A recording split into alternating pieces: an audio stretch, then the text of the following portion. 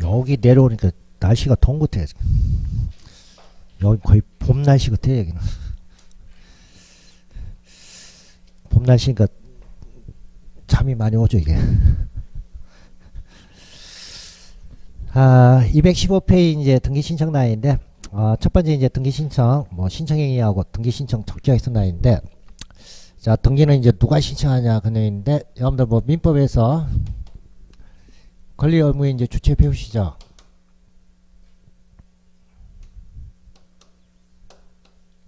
자, 권리 행사 누가 하냐? 그 다음에 이제 의무는 누가 부담하냐? 그래서 권리 행사하는 사람, 의무 부담하는 사람, 이게 이제 권리 의무의 주체예요. 그래서 원래는 이제 법률상 권리하고 이제 의무의 이제 주체는 사람이 권리하고 의무의 이제 주체예요. 그리고 법에서는 사람을 두 가지 구분해요.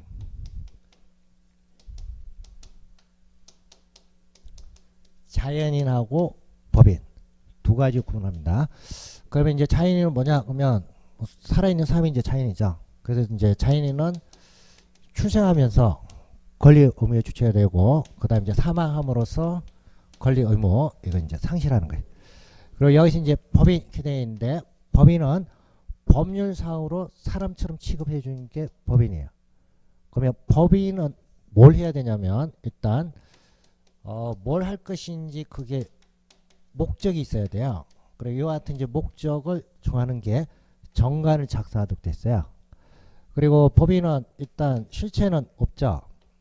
그런데 행동을 해야 될 거 아니에요. 그래서 그 행위를 할 수 있는 기관이 구성이 돼야 돼요. 그래서 여기 이제 기관에는 대표해 가지고 활동할 수 있는 대표자하고, 그 다음에 업무를 뭐 집행하는 이사라든지, 그리고 구성원 전체 이제 모임인 총회, 자, 이와 같은 기관이 구성이 돼야 돼요. 그리고 이와 같은 이제 기관 구성은 정관에 이제 어떻게 구성한다 이렇게 규정되어 있어요. 그리고 중요한 게 뭐냐면, 형식적 요건으로 등기소 가가지고 뭘 해야 되냐? 설립 등기를 해야 법률상으로 권리 의무의 주체가 될 수 있는 뭐가 되냐? 법인이에요.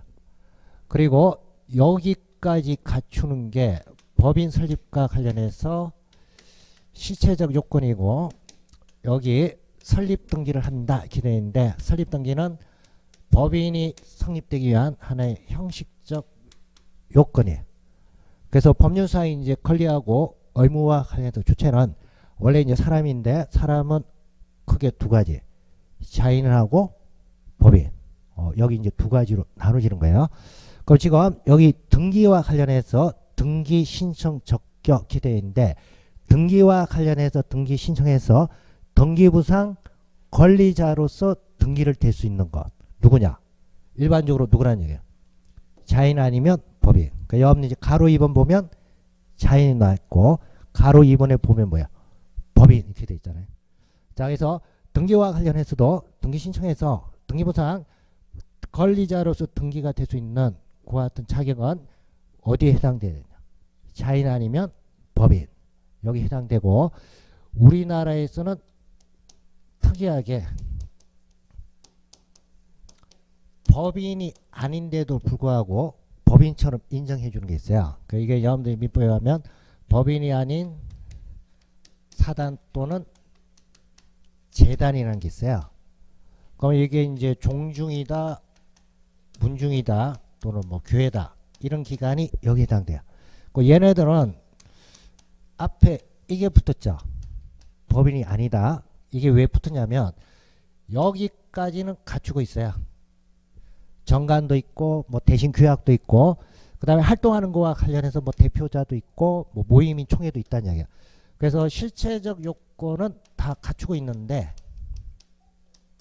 여기 형식적 요건 설립과 관련해서 등기를 안 한 상이에요. 그래서 설립과 관련해서 등기가 안 됐으니까 정식적인 법인은 아니다는 얘기야. 근데 얘네들이 지금 실체적 요건 가지고 활동을 한다는 얘기예요.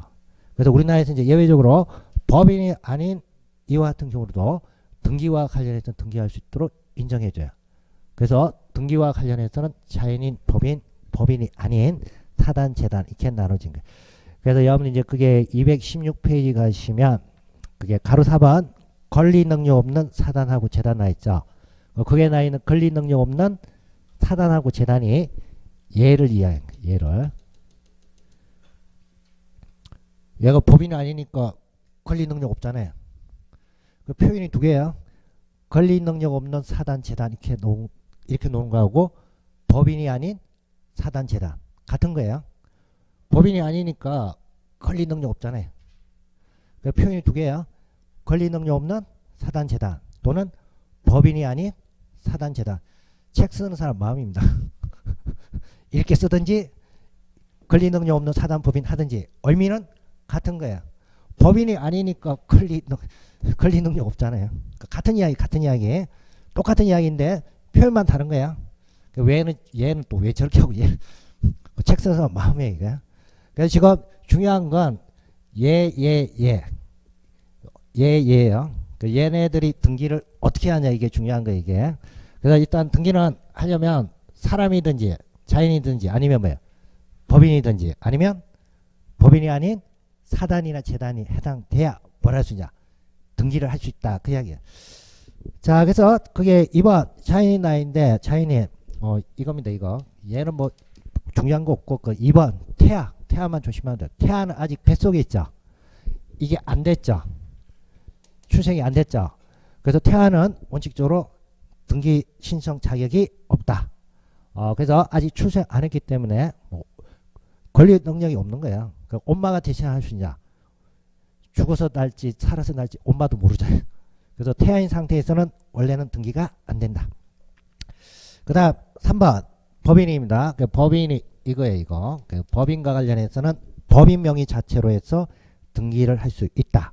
그래서 그게 법인은 뭐 여러 가지 민법상 뭐 사법인이든 공법상 공법이든 또는 뭐 영리법인이든 비영리법인이든 사단법인이든 재단법인이든 일단 법인과 관련해서는 법인 명의 자체로 해서 권리자나 의무자가 될 수 있다. 자, 그리고 이제 그게 2번 공법인 나와 있어요. 그 공법인은 국가나 지방자치단체가 구성이 되면 그게 공법인에 해당이 돼요. 그래서 국가 또는 지방자치단체는 공법인으로서 등기 권리자나 등기 의무자가 다 됩니다.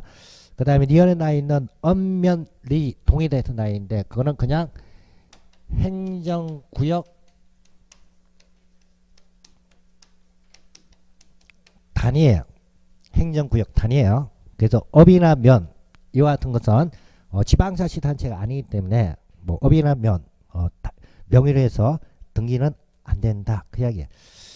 그 다음에 이제 뒤에 가게 되면 216페이지 제일 위에 동이나 리 이렇게 되어 있는데 자연불악인 동이나 리가 대표자 등을 두어서 비법인 사단으로 볼 수 있다는 등기 신청 적격이 인정이 된다 이렇게 되어 있는데 뭐 시골에 가게 되면 뭐 이거 대동계라는 게 있어요. 그래서 뭐 저기 농사 지을 때 이제 같은 동네 사람들이 모여가지고 개를 만든 거야. 근데 여기 앞에 명칭이 분다는 얘기야. 뭐 양총리 뭐라고 해야 되나? 양총리 뭐 수리개 이렇게 만들었다는 얘기. 앞에 여기 명칭이 리가 들어갔죠. 행정단위. 근데 이와 같이 양총리라는 명칭이 들어갔는데 구성은 이렇게 돼 있는 거야. 자기들끼리 규약 만들고 그리고 대표자 뽑았다는 얘기야. 그러면 사람들이 모였어요. 사람들이 모였으니까 사단으로 붙는다. 그러면 이 사람들이 이제 부동산과 관련해서 저기 등기하는 게 가능하냐 이건데 이것도 권리 능력 없는 사단, 즉 법인이 아닌 사단에 해당되면 여기 명칭으로 해서 등기하는 게 가능한 거야. 그래서 그게 나 있는 다만 이렇게 되어 있는데 그걸 의미합니다. 자, 그다음 이제 가로 4번은 이제 권리 능력 없는 사단, 재단에서 나 있는데 법인이 아닌 사단하고 재단이. 그러니까 첫째 줄에 나 있는 큰행이에요. 그러니까 법인과 같은 조직체이기는 하지만 이거는 갖췄다는 얘기야. 이건 갖췄지만 끝에 뭘 안 했다고 돼 있어요. 설립 등기를 하지 않았다. 그래서 형식적인 요건인 설립 등기를 하지 않은 그와 같은 경우를 권리 능력 없는 사단, 재단 또는 법인이 아닌 사단 또는 재단이다. 그 이야기예요. 자, 그럼 이제 얘네들은 그게 이번에 나인 것처럼 종중이나 문중, 교회 뭐 이와 같은 단체가 여기 권리 능력 없는 사단하고 재단입니다. 자, 그러면 얘네들이 이제 등기를 하는데 중요한 게 3번이에요. 3번. 등기를 할 때 명의는 해당되는 종중이나 명중 명의로 해서 등기를 해요. 등기를 하는데 등기 신청 자체는 누가 하냐? 해당되는 대표자나 관리인이 있으면 대표자나 관리인이 신청하도록 되어 있어요. 자, 그러면 이게 뭐가 차이냐면 법인 자체는 아까 법률에서 사람을 취급해 준다 그랬죠. 얘는 권리 의무 주체가 되고, 그리고 법인 자체는 당연히 이게 있어야 돼요. 대표자나 이사가 있고, 그러면 대표자가 이사가 활동할 수 있도록 법률에서 인정이 된 거예요. 근데 여기는 법인이 아니라고 했죠. 근데 명의 자체는 인정이 되는데 그러면 종중이 가가지고 신청하냐? 종중이 가서 신청하는 게 아니고 종중에 누가 가서 신청하냐? 대표자가 가서 신청하는 거예요. 근데 법인은 법인 명의로 해서 신청이 되는 거야. 신청 자체가. 그게 이제 차이예요. 그래서 3번. 다만 등기는 사단 또는 재단 명의로, 즉 명의는 해당되는 사단이나 재단, 즉 종중이나 문중 명의로 등기가 되고, 단지 신청은 누가 하냐? 해당되는 단체의 대표자나 관리인이 각각 신청한다. 이렇게 되는 거죠. 자, 그래서 여기까지가 여러분들 이제 등기와 관련해서 등기를 신청할 수 있는 신청인 또는 명의인과 관련된 내용이고, 그 밑에 216페이지 그게 가로번 민법상의 조합하고 가로 6번 학교 이렇게 되어 있는데, 자, 걔네들은 여기 해당 안 된다는 이야기예요. 여기 해당 안 되기 때문에 민법상 조합으로 해서는 등기가 안 되는 거고, 학교도 학교 명의로 해서는 등기가 안 된다. 그 이야기예요. 자, 그럼 이제 첫 번째 이제 민법상의 조합 이렇게 되어 있는데,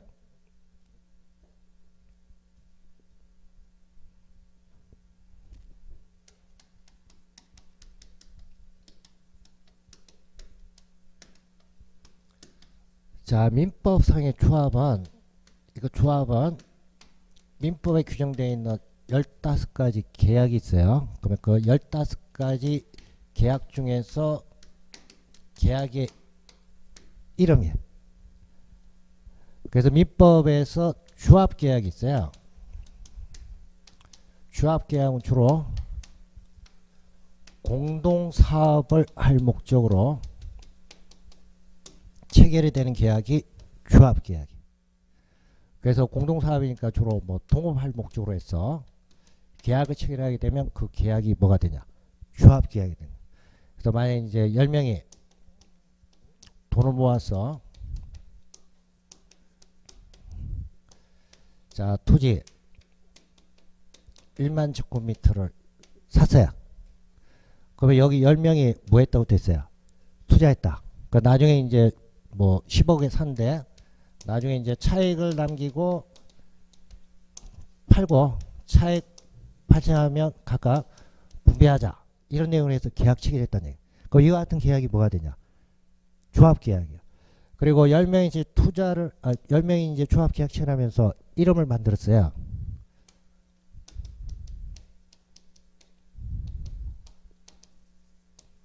그래서 명칭이 이렇게 만들었어요. 리처 투자 조합이다. 이렇게 했어요. 그 끝에 명칭이 조합 들어가 있죠. 그러면 이때 10명이 투자해서 대상 부동산과 관련해서 등기를 할 때 여기 명의로 리츠 투자 조합 명의로 해서 이거 명의로 해서 등기를 할 수 있느냐 이거예요. 이거는 명칭은 조합자, 즉 문의는 조합자 들어갔지만 성격이 법인이 아니에요. 그러면 얘하고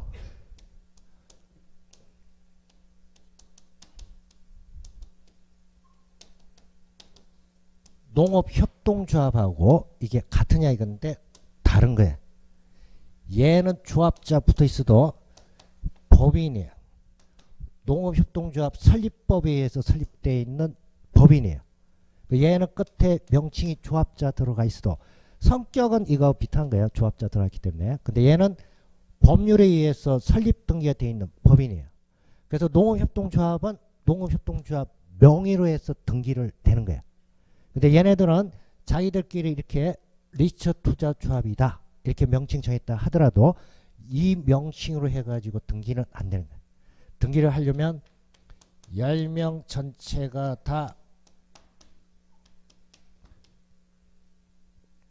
지분을 가지고 있다고 해서 합의로 해가지고 등기를 하도록 되는 거예요. 자, 그래서 그게 가로번에 나 있는 민법상의 조합이다 이렇게 되어 있는데, 그게다 그냥 문의상 조합 그렇게 해두세요.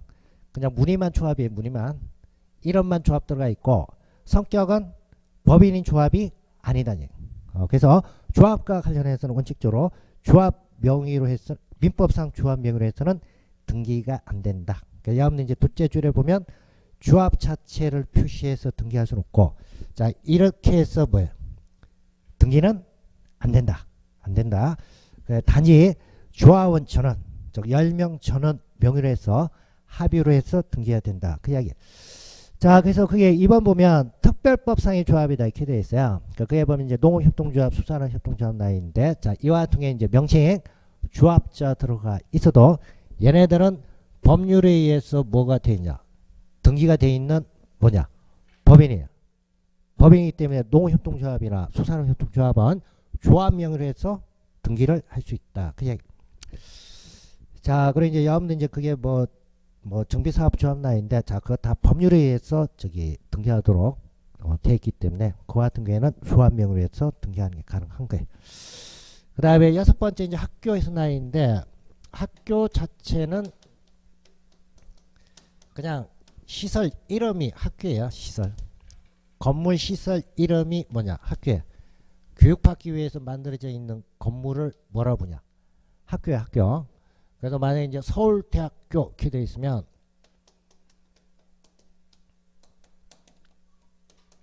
자 서울대학교라는 것 자체 이거는 학교 시설의 이름이에요. 그래서 서울대학교 명의로 해서 등기를 할 수 있냐 이건데, 이건 시설 이름이기 때문에 뭐야? 등기가 안 되는 거예요. 그럼 서울대학교는 국립이죠. 그럼 국립대학교는 국가 소유예요. 그래서 등기부상 등기를 할 때는 이것만 등기해야 돼요. 가도 안 나요. 그냥 국 이렇게 돼 있어요. 국 이렇게 돼 있고 하나 더 붙어요.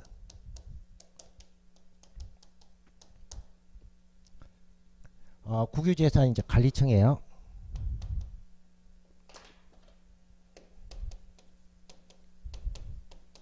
교육부 이렇게 해서 등기가 되는.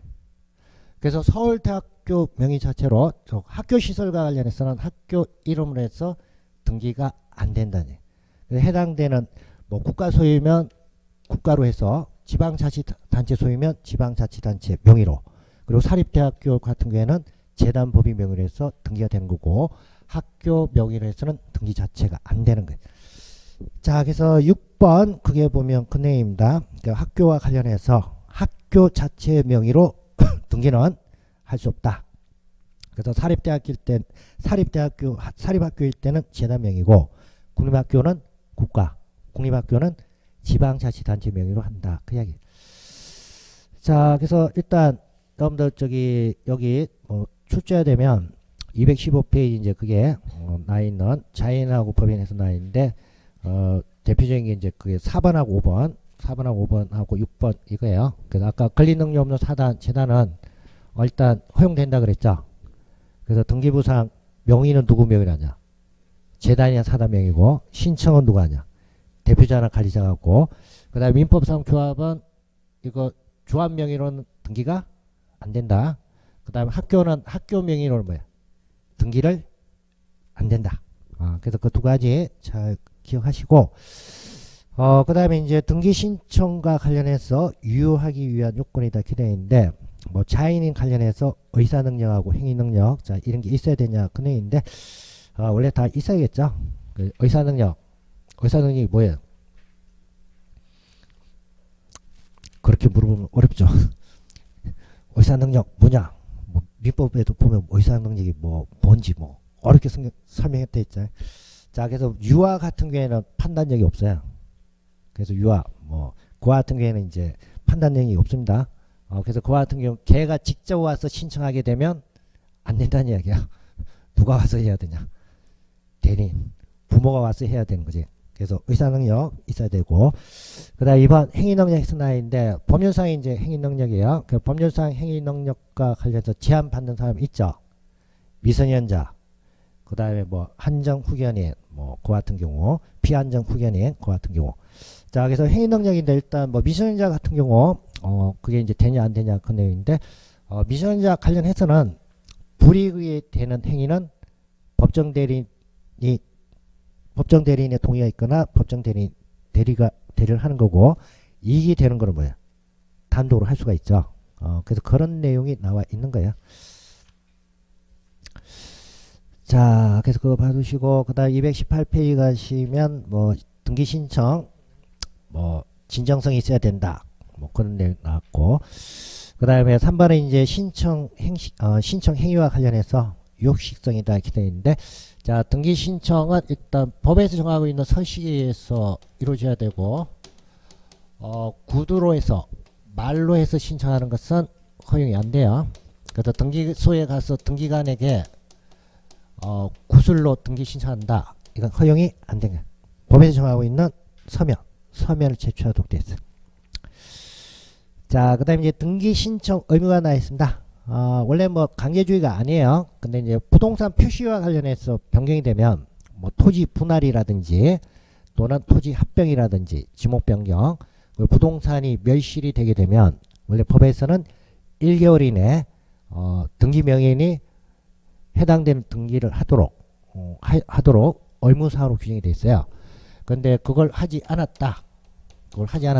그러면 그와 관련해서 이제 제재가 있냐 이건데, 위반했다 하더라도 지금은 제재 규정이 없어요.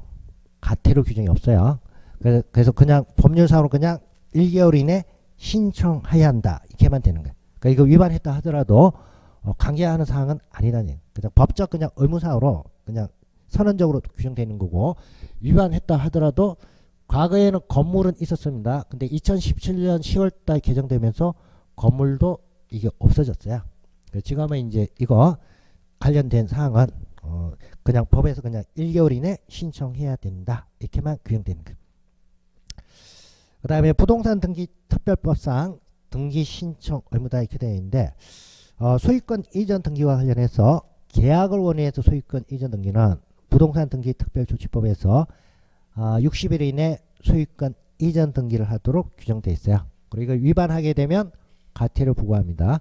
그리고 계약을 원해서 소유권 이전 등기는 반대급부가 있는 계약일 때, 즉 유상 계약일 때는 반대급부 이행이 완료된 날부터 며칠이냐? 60일이고, 그 다음에 편무계약, 증여계약 같은 경우 이거는 계약과 관련해서 효력이 발생한 날부터 며칠이냐? 60일 이내 소유권 이전 등기를 신청하도록 되어 있어요. 자, 그리고 위반하면 부동산 등기 특별조치법은 위반하면 가태료 부과가 돼요. 근데 60일 이내 안 했다고 해서 등기 무효가 되고 그런 건 없어요. 그 다음에 2번 소유권 보존 등기 신청 의무다 이렇게 되어 있습니다. 자, 원래 소유권 보존 등기 신청 법에서 강제를 안 해요. 안 하는데 여기 나 있는 경우에는 소유권 보존 등기 하지 않은 상황에서 매매 등을 이제 체결한 경우에요. 이때는 법에서 정하고 있는 일정 기간 동안 등기 신청하도록 되어 있습니다. 60일 이내 해야 되고, 이때 하지 않으면 보존 등기 신청하지 않으면 이때도 가태료 부과 대상이에요. 그래서 여러분들 219페이지 제일 위에 두 가지가 나 있어요. 소유권 보존 등기를 신청할 수 있음에도 하지 아니한 채 계약을 체결한 경우, 이때는 계약 체결한 날부터 60일 이내 뭐 해야 되냐? 소유권 보존 등기에. 그 다음에 2번 계약을 체결한 이후 소유권 보존 등기를 신청할 수 있게 된 경우에는 소유권 보존 등기를 신청할 수 있게 된 날부터 며칠이냐? 60일 이내 이렇게 돼 있어요. 굉장히 어렵게 나와 있죠, 이게.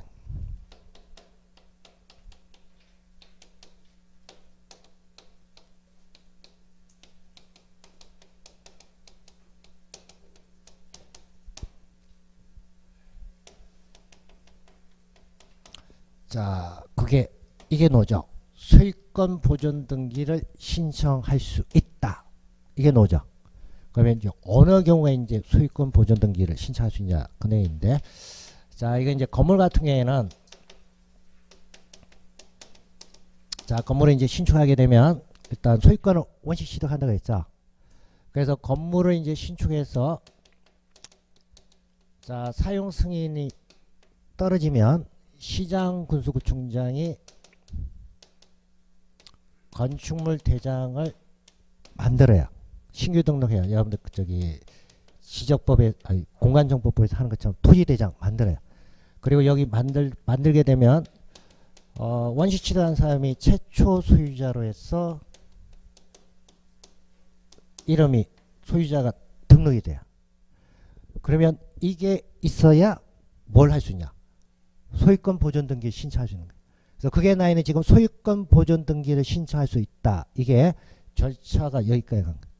그래서 만약에 이제 건물을 신축했는데 아직 사용 승인 받아서 건축물 대장 안 만들어진 상황에서 매매해서 팔았다. 가능하잖아요. 아직 완공 안 된 상황에서. 그러면 이때는 소유권 보존 등기는 언제를 기준하냐? 이게 만들어질 때. 이날로부터 며칠이냐?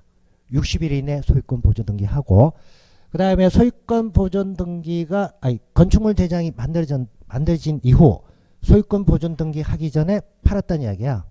그럼 이때는 언제부터 60일 이내냐? 계약 체결한 날로부터 60일 이내 소유권 보존 등기를 한다. 그렇게 되어 있는 거예요. 그래서 1번 소유권 보존 등기를 신청할 수 있음에도 하지 않고 계약을 체결했다. 그러면 이미 이게 만들어졌다는 이야기죠. 그럼 이때는 계약 체결한 날부터 60일 이내에 뭘 해야 되냐? 소유권 보존 등기. 그 다음에 2번 계약을 체결한 이후 소유권 보존 등기를 신청할 수 있다. 먼저 팔고 나서 이게 만들어졌다는 이야기야. 그러면 이게 만들어진 날로부터 며칠이냐? 60일 이내 보존 등기를 신청해야 된다. 그 이야기. 그래서 여러분들 1번이 시험 문제 출제가 되면 금방 답을 찾는데 2번이 출제가 되면 이게 뭔지 그걸 알고 또 2번이 출제가 됐어요. 그래서 소유권 보존 등기를 신청할 수 있다. 이게 이제 의미가 뭐냐? 뭐가 만들어지든 최초로 토지대장이나 건축물 대장이 만들어진 게 소유권 보존 등기에 신청할 수 있는 거예요. 그래서 법 만들 때 이렇게 만들어주면 좋을 건데 그냥 이렇게 만들어야. 자, 그래서 소유권 이전 등기 신청은 중개실무에서도 출제가 되고 여러 번에서 출제가 되기 때문에 잘 많이 출제가 됐기 때문에 자주 출제 안 돼요. 출제가 되면 보존 등기 신청 언제 해야 되냐? 원래 이제 법적 의무사항 아니에요. 이거 안 해도 되는 거야. 소유권 보존 등기 신청 안 해도 되는데 그게 나인 것처럼 60일 지나게 되면 경과 일수에 따라서 이게 과태료가 부과된. 그러니까 이건 이제 강제적으로 이제 부과하는 거고 간접적으로 이제 강제하는 거. 자, 그래서 그것만 이제 좀 잘 유념하시고. 자, 그다음에 이제 등기 신청 누가 하냐 이건데 원래 이제 당사자예요. 그래서 당사자는 등기와 관련해서 등기가 이루어지면 권리 취득한 사람, 즉 등기 권리자하고 그다음에 해당되는 등기가 이루어지면 등기부상 권리를 상실하는 등기 의무자가 공동으로 신청하는 게 원칙이에요. 그러니까 여러분들 이제 가로 2번에 절차법상 등기 권리자하고 등기 의무자 이렇게 되어 있는데 부동산 등기법상 등기 권리자하고 등기 의무자는 실제로 이익을 얻느냐 뭐 상실하냐 그게 아니고 전제가 등기 기록상이야. 그래서 등기부상 이익을 보는 사람은 뭐라 보냐? 등기 권리자고 해당되는 등기가 이루어지면 불이익을 보게 되면 등기 의무자다 이렇게 이야기해요. 그래서 등기가 이루어지면 등기부상 권리를 취득하게 되면 이익을 보는 거죠. 그래서 그와 같은 경우는 어디에 들어가냐? 등기 권리자고 그 다음에 등기가 이루어지면 권리를 상실해요. 그럼 이게 불이익을 보는 거죠. 그와 같은 경우에는 뭐라고 보냐? 등기 의무자. 그래서 매매계약을 체결했다. 그러면 매도인의 소유권이 매수인으로 이전되는 거죠. 그러면 소유권 이전 등기가 이루어지면 매수인은 등기부상 소유권을 취득하는 거죠. 그래서 매수인은 뭐가 되냐? 등기 권리자가 되고, 매도인은 소유권 이전해주면 자기가 가지고 있던 소유권 이제 상실한 거죠. 그러니까 매도인은 어디에 들어가냐? 등기 의무자예요. 그래서 이건 상대적으로 평가하는 거예요. 등기가 뭐냐에 따라서 권리자가 될 수도 있고 의무자가 될 수도 있고. 그래서 그게 가로 2번에 나 있는 게 근행이고, 시험 볼 때까지, 시험 보러 가는 그날까지 이거 구분 못하고 가는 사람이 많아요. 이게. 그 220페이지 가시면 220페이지 가시면 그게 딱 표로 해서 쫙 나 있죠. 등기 관리자냐 등기 의무자냐 뭐 쫙 나 있어요. 그럼 그걸 여러분들이 상황 판단을 정확하게 하면 그냥 금방 권리자다 의무자다 이게 딱 판단되는데, 그게 판단이 안 되면 계속 이거 외우려고 하는데 이거 외울 수가 없어요. 이게 그 판단을 해야 돼. 판단. 그 판단할 때는 뭐가 중요하냐면 이거 가지고 하는 거야. 등기가 이루어지면 이걸 보면 뭐가 되냐? 등기 권리자. 불이익을 보면 뭐가 되냐? 등기 의무자가 돼요. 그러니까 여러분들 이제 이해하기 쉽게 제일 첫 번째가 매매에 의한 소유권 이전 등기가 나 있어요. 그래서 매매에 의한 소유권 이전 등기, 매도인, 매수인. 자, 매수인은 일단 등기를 하게 되면 소유권 취득하니까 이익을 보는 거죠. 그러니까 어디에는 등기 권리자고, 그 다음에 매도인은 등기부상 권리를 상실하자. 그러니까 어디에 들어가냐? 등기 의무자에 들어가. 자, 그 다음에 이제 판매 특약 등기는 일단 뭐 나중에 뒤에 가서 보고, 자, 전세권 설정 등기하고 전세권 말소 등기예요. 자, 전세권 설정한다. 그러면 지금 소유자가 가지고 있는 권능 중에서 사용 수익하고 있는 권능이 제한받는 거죠. 그리고 소유자가 제한받는 대신 전세권자는 소유자를 대신해서 물건을 사용 수익할 수 있는 거죠. 그래서 전세권과 관련해서 설정 등기는 돈 주고 들어가는 사람, 전세권자가 사용 수익할 수 있는 권리를 취득한 거죠. 그래서 얘가 권리자가 되고, 그 다음에 전세권 설정자 이렇게 되어 있는데, 자, 이 사람이 자기 권리 내주기 때문에 누구냐면 소유자야. 그러니까 소유자는 전세권 설정 등기에 대해서는 뭐가 되냐? 등기 의무자가 돼요. 자, 그리고 이제 전세기간 만료가 돼가지고 전세금 반환해주고 전세권 등기되어 있는 거 말소를 하는 거야. 그러면 해당된 전세권 등기가 말소가 되면 전세권자, 전세권이 없어지죠. 그 얘가 말소 등기와 관련해서는 의무자가 되는 거고, 그 다음에 설정자, 소유자는 제한받던 게 회복이 되죠. 그래서 얘는 뭐가 되냐? 이걸 보니까 뭐야? 권리자가 되는. 자, 그래서 그게 전세권 설정, 전세권 말소 이렇게 되어 있는데, 그거 두 개가 여러분들 기본적으로 이해가 돼야 돼요. 설정할 때하고 말소할 때 각각 누가 권리자고 누가 의무자냐. 자, 그 다음 전세권 존속기간 연장 이렇게 되어 있어요. 자, 기간을 연장하는 경우하고 기간을 단축하는 경우. 자, 원래 이제 3년. 자, 이렇게 해서 계약을 했는데, 자, 이걸 2년 연장해서 5년으로 하는 거하고, 그 다음에 단축해서 1년으로 하는 거하고. 자, 기간이 늘어나면 전세권자 사용할 수 있는 기간이 더 늘어난 거죠. 그래서 이때는 연장과 관련해서는 전세권자가 뭐가 되냐? 권리자가 되고, 그 다음에 3년에서 2년으로 단축된다. 원래 3년 썼던 게 1년 줄어들었죠. 얘가 불리하니까 얘가 뭐야? 전세권자가 되고. 그리고 이제 연장과 관련해서는 설정자가 등기의무자가 되고, 그 다음에 이제 단축과 관련해서는 설정자가 권리자가 됩니다. 그래서 연장하고 단축 이거는 상대적이에요. 그럼 여기 지금 존속기간인데 전세금 정액 감액 이렇게 놓으면 마찬가지로 정액됐을 때 감액됐을 때 정액이 되면 전세권자 유리하죠. 그리고 감액이 되면 전세권자 불리하고 설정자가 뭐가 돼? 유리하죠. 그래서 그 관계를 잘 파악하셔야 돼요.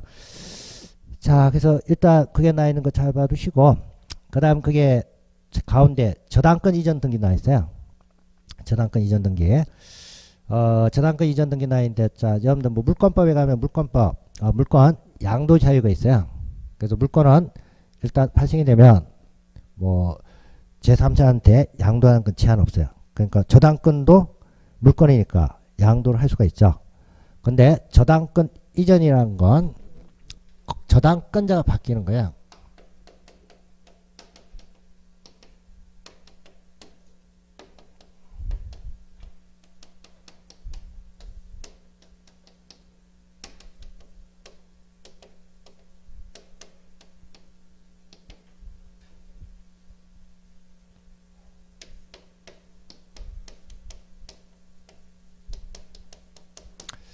자, 원래 이제 갑하고 월 간에 저당권 설정이 된 거예요. 그래서 지금 을이 저당권자 등기가 되어 있는데, 자, 여기 이제 피담보 채권 1억 하고 저당권을 다른 제3자 병한테 양도를 했어요. 양도를 하게 되면 저당권자가 을에서 누구로 바뀌냐?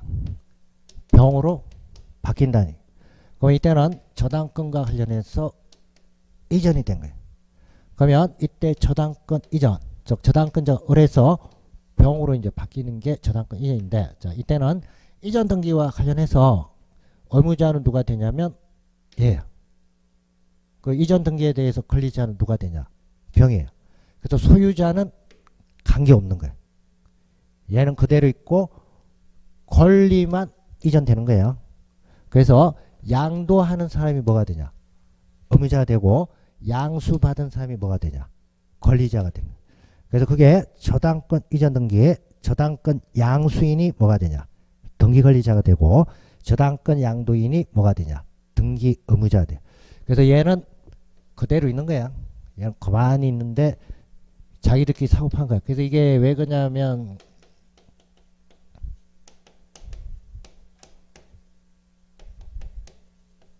자, 이게 인정되기 때문에 이게 되는 거야. 물권 자체는 양도의 자유가 있기 때문에. 그래서 얘 동의가 뭐야? 필요 없이 이루어진다는 얘기. 그래서 그게 나 있는 저당권 이전 등기가 큰 의미입니다. 자, 그래서 일단 등기 권리자하고 등기 의무자 잘 구분하셔야 됩니다. 이게 여러분들 뒤에 저기 그 권리별 수익 권리별 등기할 때 그때 가서 계속 넣는 거예요. 그래서 여기서 이제 일단 등기가 이루어지면 뭐 권리를 취득하거나 이걸 보면 어디에 들어가냐? 등기 권리자고, 등기가 이루어지면 불이익을 받거나 권리를 상실하면 등기 의무자에 들어가. 자, 그래서 그 두 가지를 잘 구분하시고, 그 다음 뭐 등기 청구권 나인데 이건 이제 민법에서 등기와 관련해서 이제 청구할 수 있는 권리가 등기 청구권에. 그래서 뭐 채권적 청구권의 이제 성격을 주로 가지고 있습니다. 그래서 만약에 이제 갑하고 우리 매매 계약을 체결했다.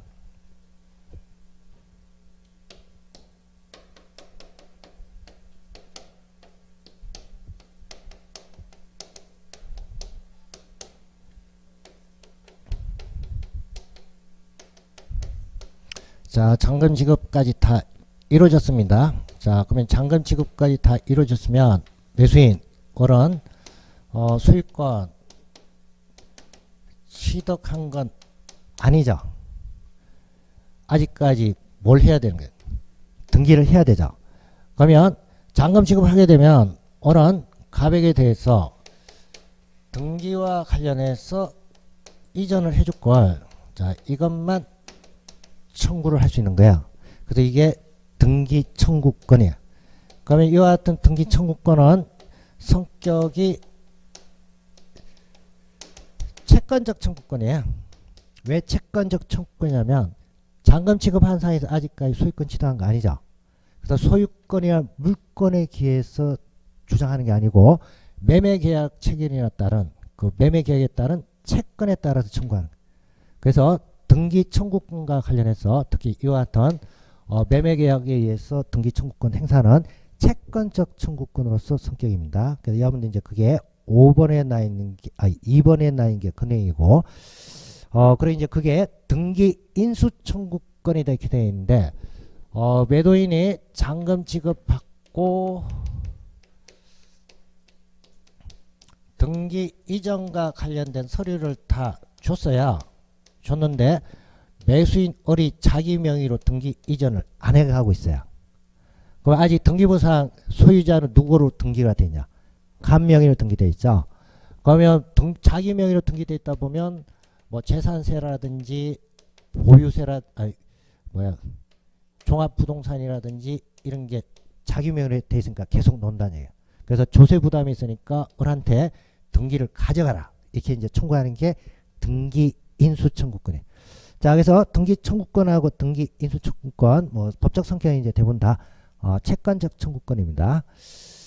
자, 그래서 뭐 그와 같은 이제 등기 청구권하고 뭐 등기 인수 청구권 일단 뭐 대상이 이제 좀 다르다 그것만 이해하시면 되고 그다음에 이제 221페이지 가시면 등기 신청과 관련해서 그게 단독 신청 나인데 여기가 예외이기 때문에 여기에 시험 문제 잘 출제해야 되는 거예요. 그래서 공동 신청이 아니고 등기 권리자나 등기 의무자 중 일방이 단독 신청할 수 있는 경우 이게 여기 이제 시험에 자주 출제해야 되고 특히 222페이지 그 위에 판결에 의해서 단독 신청하는 경우 그게 내용이 상당히 복잡합니다.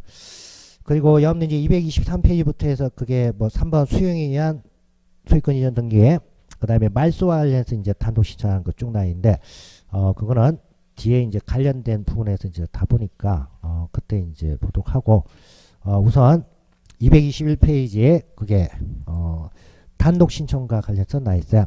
그래서 첫 번째 가로 1번 성질상 등기 의무자가 없다 이렇게 되어 있습니다. 그래서 혼자 신청할 수밖에 없는 거예요. 그래서 1번에 나 있는 첫 번째 소유권 보존 등기 원식 취득한 거죠.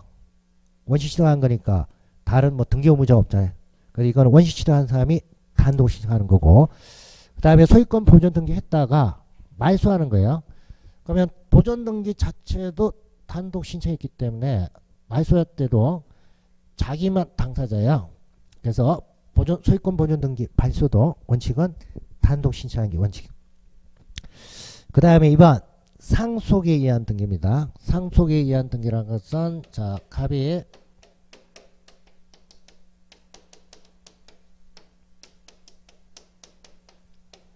자 사망했어요. 그러면 갑이 살아있을 때 소유하고 있던 토지하고 건물이 있었어요. 그러면 이와 같은 이제 갑이 살아있을 때 소유하고 있던 토지하고 건물은 갑이 사망을 하게 되면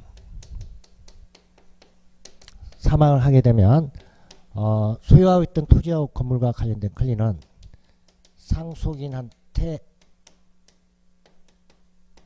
이전이 돼요. 그래서 이거는 민법 규정에 의해서 법률 규정에 의해서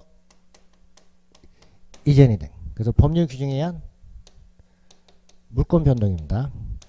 그리고 이거는 등기를 해요 안 해요? 법률 규정에 의한 물권 변동이니까 등기하지 않고도 뭐야 취득하는 거고 단지 처분을 할 때는 뭘 해야 되냐 등기를 해야 되죠.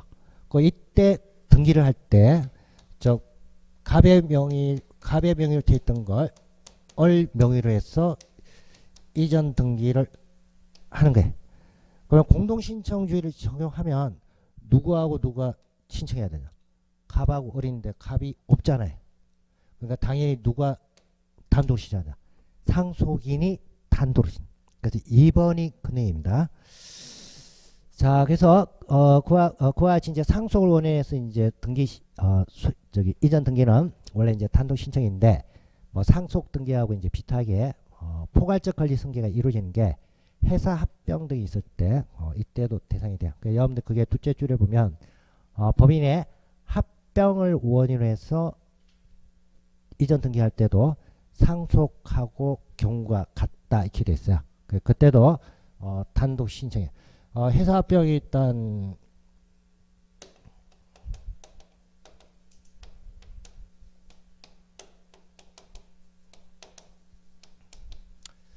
자 합수합병하고 신설합병 두 가지가 있어요. 그 합수합병은 자 A하고 B 두 개 회사가 있습니다. 근데 합병해가지고 A 회사만 남았어요. 그 B 회사가 A 회사에 포함된 거죠. 이게 이제 합수합병이고 그 다음에 신설합병은 자 두 개의 회사가 합쳐지면서 새로운 하나의 회사 C를 따로 만들었어요. 이게 신설 합병이에요. 자, 그러면 지금 여기 흡수 합병 했을 때 B가 법인으로 있을 때 B 회사 법인 명의로 해서 소유하고 있던 부동산이 있을 거 아니에요. 그러면 지금 합병이 되면서 A한테 포함됐죠. 그러면 B가 가지고 있던 거 이거 A한테 이전되는 거야. 근데 이때 이전과 관련 등기할 때 공동 신청하게 되면 A 회사, B 회사 같이 신청해야 되죠. 근데 얘는 이미 법률상 등기로 합병이 돼서 없는 거예요. B 자체가 존재 없어요. 이때는 누가 단독 시장이야? A고. 그 다음에 여기는 지금 C가 새로 만들어진데 A하고 B는 합병되면서 없어진 거야. 그러니까 종전에 A하고 B가 가지고 있던 부동산은 누구한테 넘어가냐? C한테 넘어가요. 이때도 C가 단독으로 받으냐? 이전 등기를 신청할 수 있다. 그래서 그게 이제 합병과 관련해서 그 내용입니다. 자, 그 다음에 이제 니언에 보면 이제 유정 해석나인데 유정은 이제 유언에 의한 증의예요. 그래서 유언에 의한 증의에 의해서 소유권 이전 등기인데, 자, 이건 뭐 특정 유정하고 포괄 유정 두 가지로 나눠지는데 이건 나중에 뒤에 가게 되면 소유권 이전 등기할 때 이게 나와요. 그래서 일단 뭐 여기서 그냥 포괄 유정하고 특정 유정한 이전 등기는 공동 신청한다 이렇게 되어 있는데 그게 이제 예외. 그래서 원래 이제 그